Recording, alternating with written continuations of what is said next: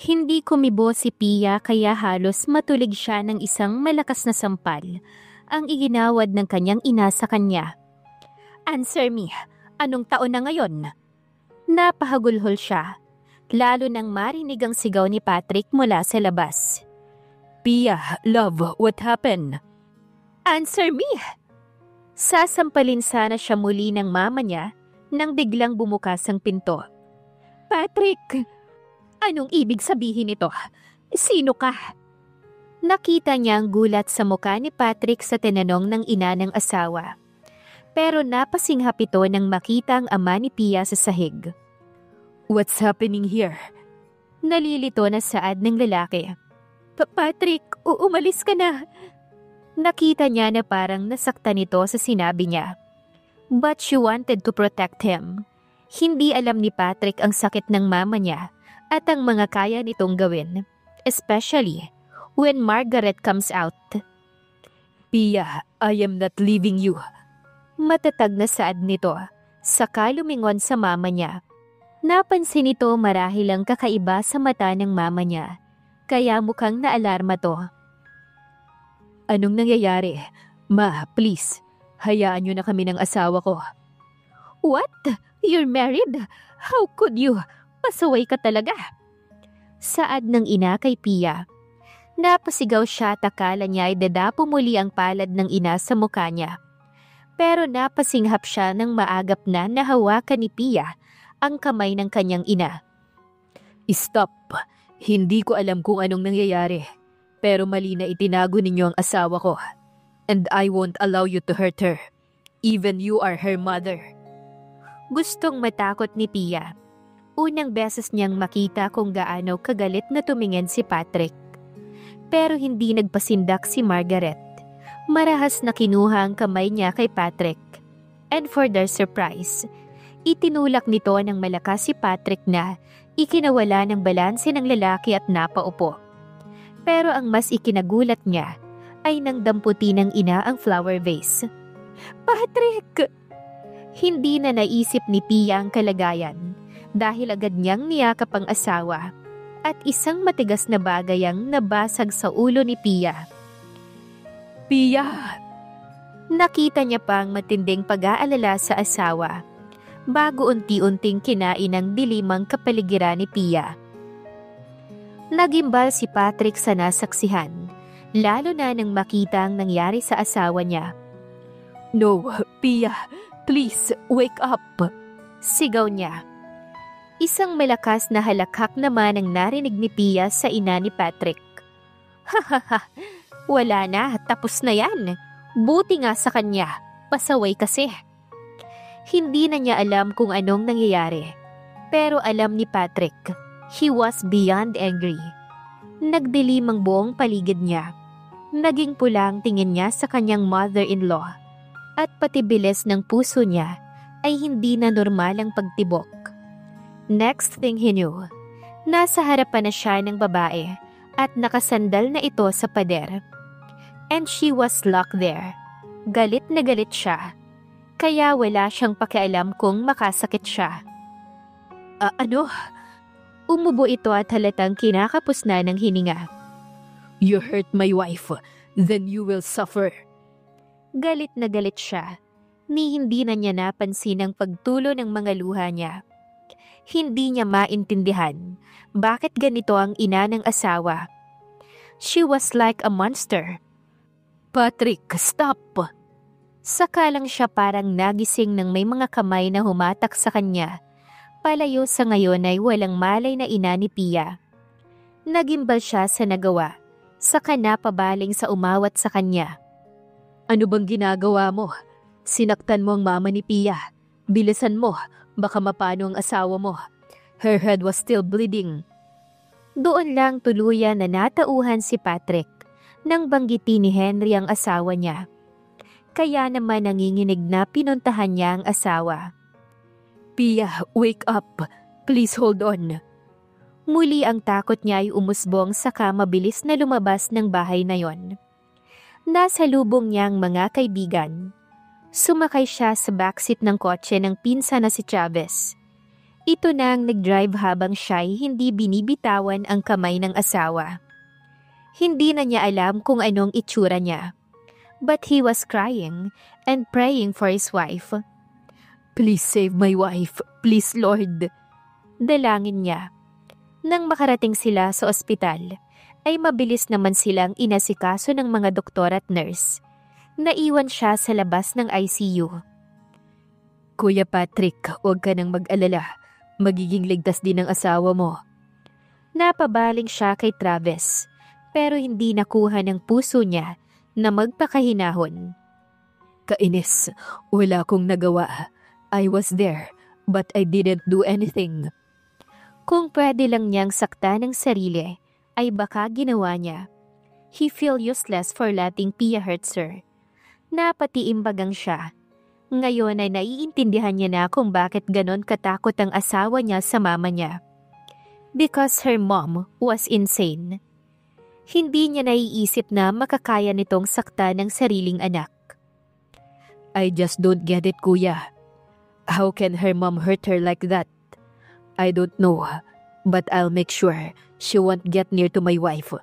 Hindi ako papayag na makalapit pa siya sa asawa ko."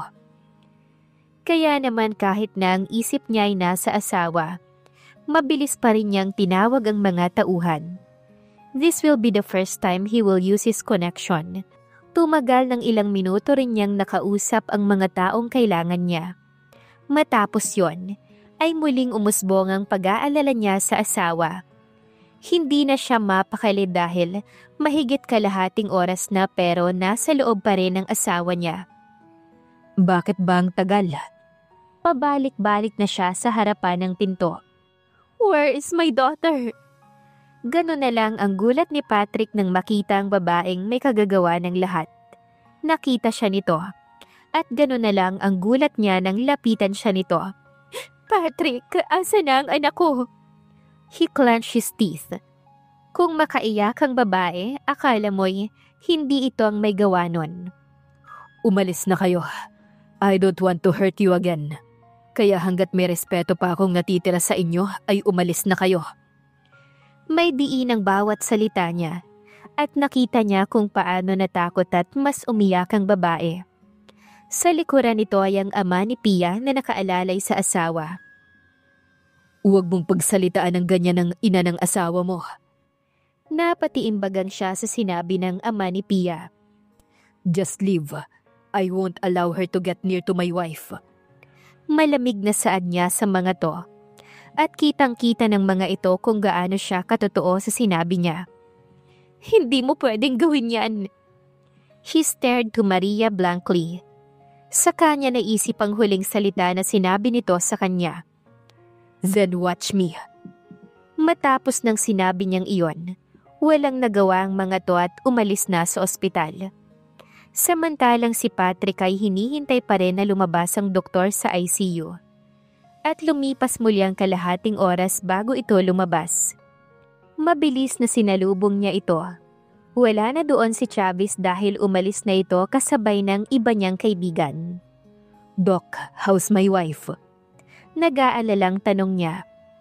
"She's still unconscious and we didn't know when she will get awake, Mr. Ruiz. But they're safe by now." "What day?" Bigla ay nakaramdam na naman siya ng kaba. Nakita niya na nagulat ang doktor, saka tumikim.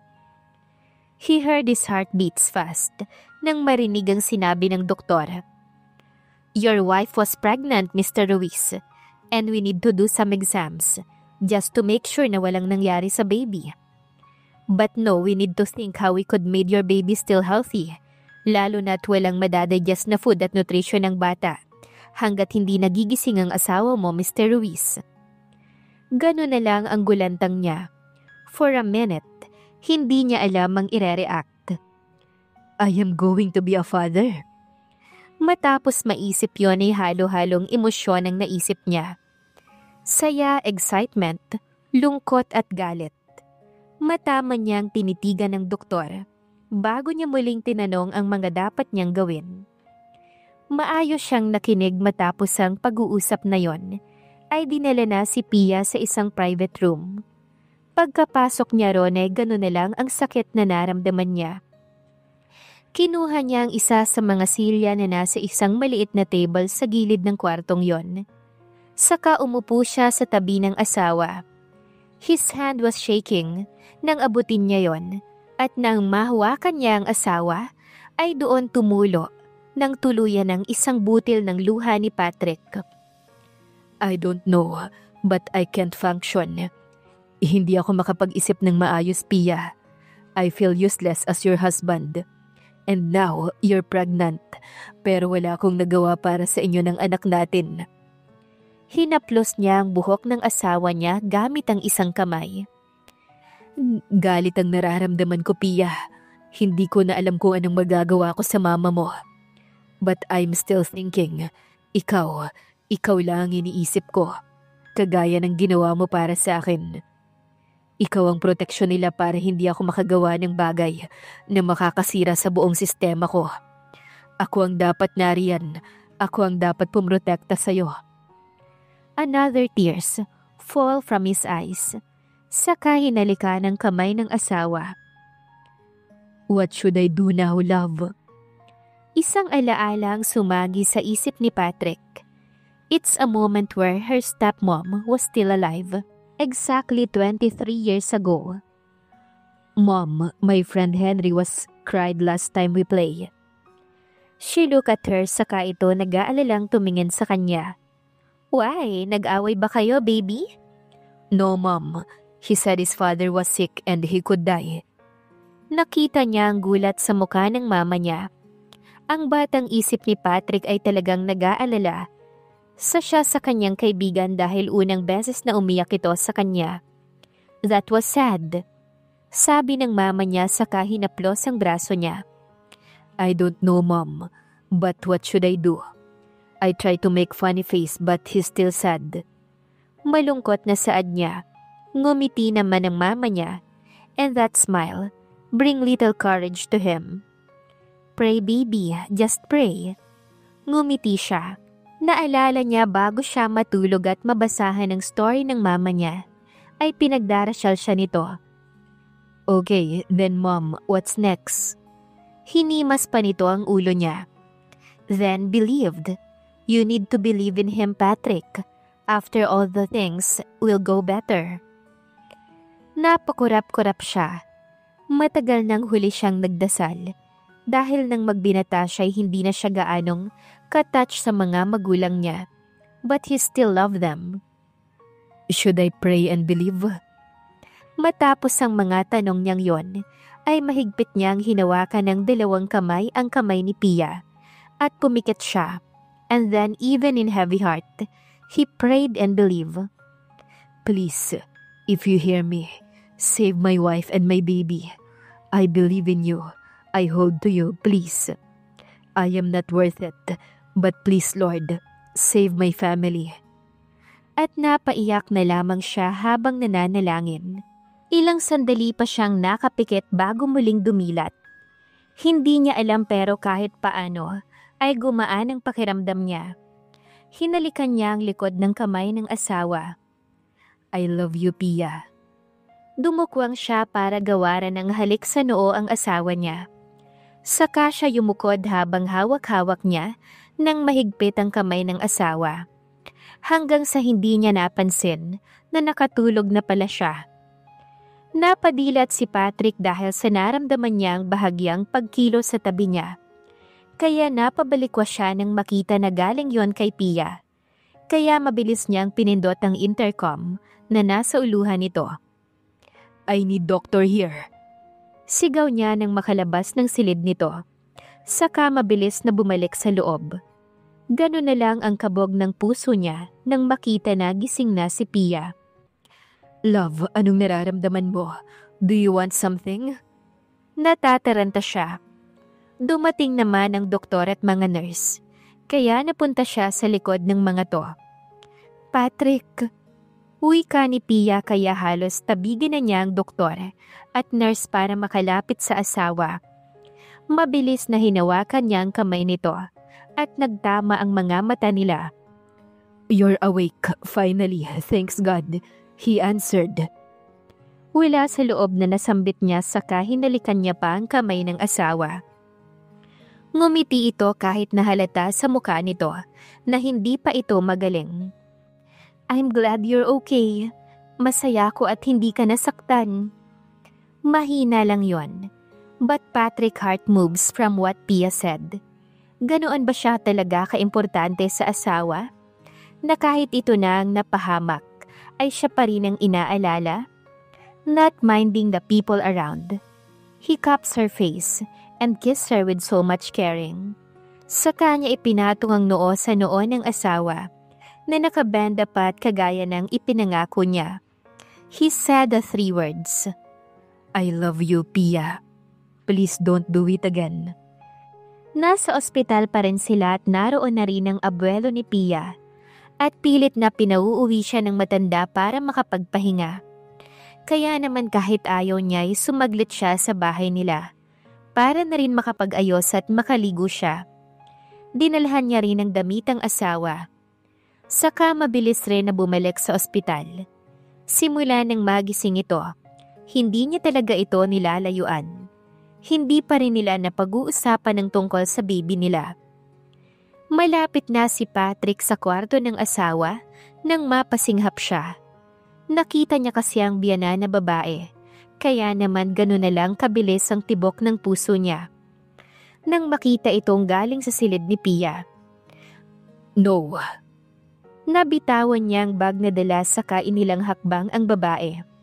Nagulat pa ito nang hawakan niya ito sa braso. Anong ginagawa niyo rito? Di ba sabi ko sa inyo, lumayo kayo sa asawa ko? Galit niyang saad dito.